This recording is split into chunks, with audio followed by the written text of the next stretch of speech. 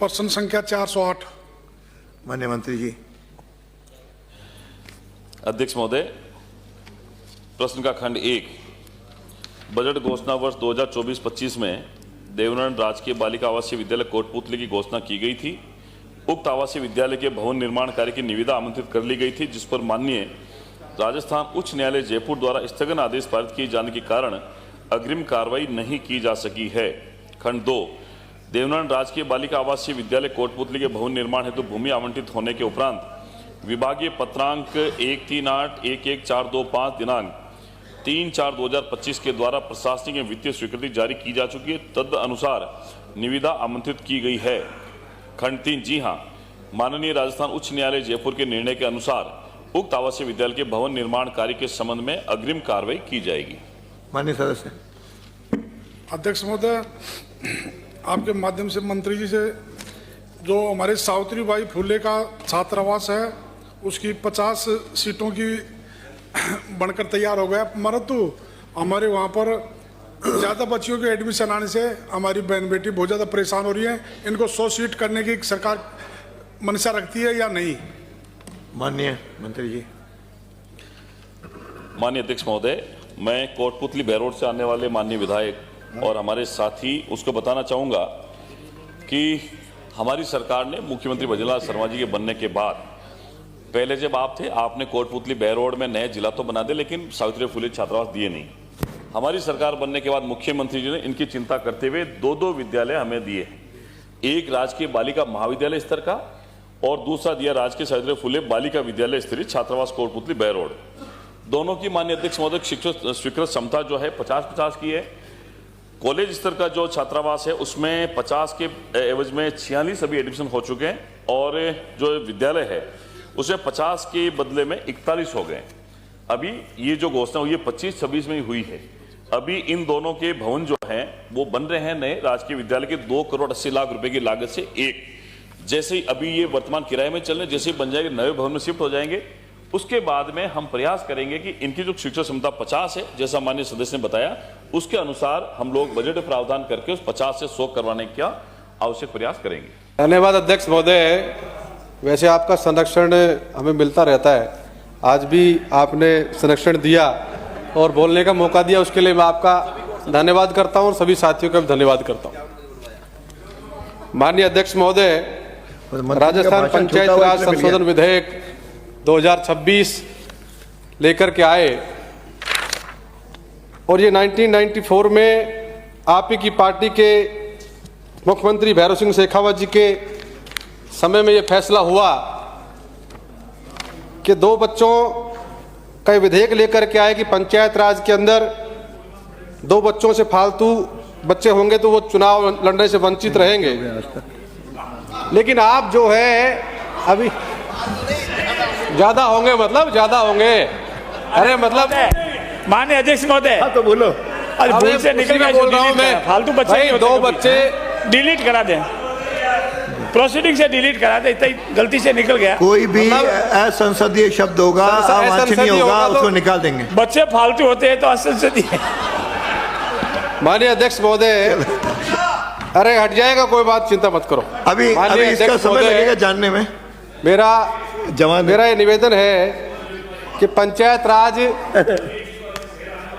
जल्दी से पंचायती राज चुनाव जीतने के लिए और नीचे की जो पंचायत राज इकाइयां हैं उनमें आप अपना बहुमत बनाने के लिए संशोधन लेकर के आए।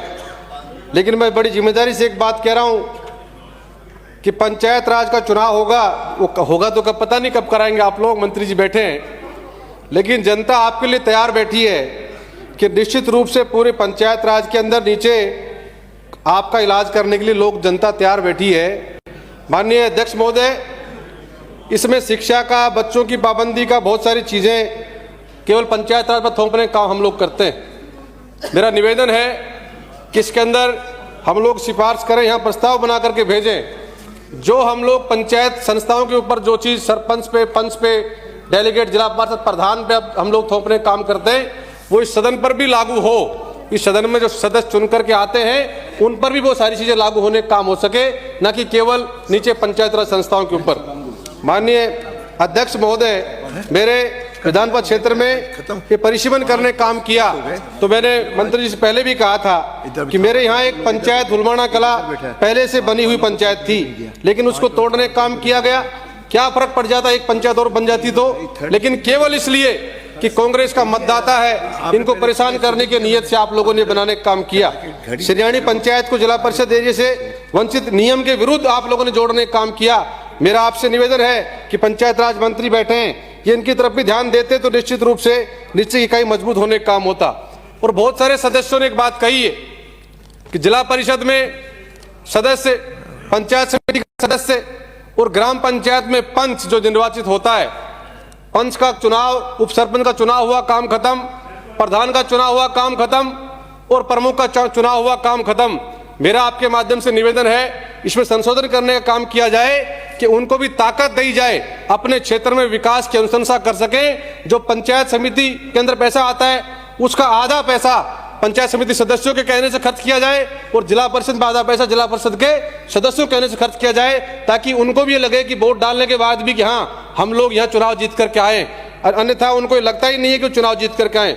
माननीय अध्यक्ष महोदय, पंचायत चुनाव के अंदर बहुत सारी बात हम लोगों ने करने का काम किया है, लेकिन कब कराएंगे? मंत्री जी बार बार कहते हैं संविधान में लोकतंत्र की धज्जियां उड़ाने का आप लोग काम कर रहे हैं। आप लोग बार बार कह रहे हैं मीडिया के अंदर कि हम 10 दिन बाद कराएंगे, 3 महीने बाद कराएंगे, 2 महीने बाद कराएंगे।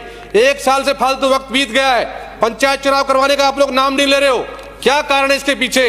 ये निश्चित रूप से आप मान लीजिए कि जितना आप लोग बचने काम करोगे उतना नीचे की सरकार जब बनेगी तो कांग्रेस के हाथों में जाने का काम होगा। आप कितना ही बचने का प्रयास भले ही कर लो, वन स्टेट वन इलेक्शन की बात करते हो, आप कैसे करा पाओगे वन स्टेट वन इलेक्शन? आप लोग कोई एक पंचायत का चुनाव तो नहीं करा पा रहे। माननीय अध्यक्ष महोदय, मैंने पहले भी भ्रष्टाचार के बारे में बात कही थी। राजीव गांधी जी स्वर्गीय जो पूर्व प्रधानमंत्री रहे, उन्होंने कहा था कि दिल्ली से 1 रुपया चलता है तो गांव में पहुंचते पहुंचते वो घिसता घिसता 15 पैसे बच जाता है। उन्होंने तय किया था कि गांव की सरकार के हाथ में ताकत जाए, उनके पास में ताकत रहे और गांव की सरकार बैठ करके पंचायत अपना काम कर सके। लेकिन आज स्थिति बड़ी गंभीर है। भ्रष्टाचार के ऊपर भी कोई इसके अंदर आप कानून बना करके लाते जिससे कि गांव के अंदर जो गांव का पैसा है वो गांव के अंदर खर्च हो सके, तो ना कि भ्रष्टाचार की भेंट चढ़ सके।